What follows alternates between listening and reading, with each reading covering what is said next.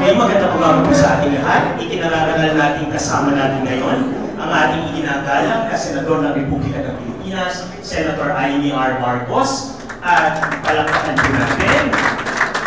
Kasama din po natin ngayon Mayor Eric D. Africa, Vice Mayor Camille Lopez, at syempre ang ating mga miyembro ng Sangguniang Luzon, kasama ang panalawigang Pangulo ng Liga ng Mabarangay, Bokal Fernando Capor. In a while, we'll be starting our press briefing, but for now we'll be requesting for an opening statement, of course, from our guest, Senator Amy Marcos.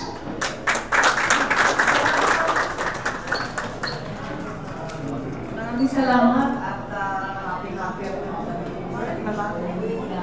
sa So, maraming salamat po sa inyo at sa araw na ito, nagdaragan po ako sa Batangas City na punong-puno ng Marites dahil sa kasalan kahapon. Ngayon, dito naman tayo sa Lipa, kaya nasa Romantic Mundial tayo mga tauhan. Pero ang gagawin po natin unang-una, itong pagtulong sa ating mga tao, iba't ibang sektor ang bibigyan ng konting tulong, ang ating TODA, LGBTQ, ang ating women's out of school. Nung huling pumunta kami, yung mga TODA rin nata at ang pagkaroon ko solo parents, PWD, saka senior. Kasama ko si Mayor Eric noon. Kaya eto nga, ngayon naman ibang sektor, kasi alam natin marami talaga nahihirapan, napakatataas ng bilihin, hingin sa lahat ng bigas. Kaya kahit paano, sana makatulong tayo dito.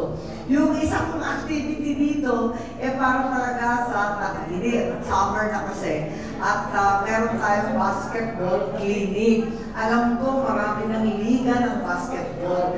Pero mahalaga, yung clinic, pagka natututo ang kabataan ng tamang laro, hindi naman puro siguhan, balyahan, foul, huwag naman ganon. Kailangan matuto talaga ng scientific method, halimbawa ng 3-point play, ng tamang pag-memorize, ng mga game plan, ng forward at iba pa. Ito yung project ng aking anak, si Governor Mac, na isang PBA agent. So, yun, tutulungan namin yun at ang balita ko, wala pang nagtuturo ng cheer dance. Kaya sinama na rin namin yung cheer dance dito sa Lipa. Alam naman natin na lahat ng taga-Lipa ay artistahin. Kaya baka ma-discover. Yun lang po. So, thank you. Thank you very much, Senator Amy. Hinagin po natin. Okay po, we'll proceed limitado lamang po ang ating oras, but we'll be entertaining questions from the members of the press. Kindly identify yourself before asking your question po. Let's go first.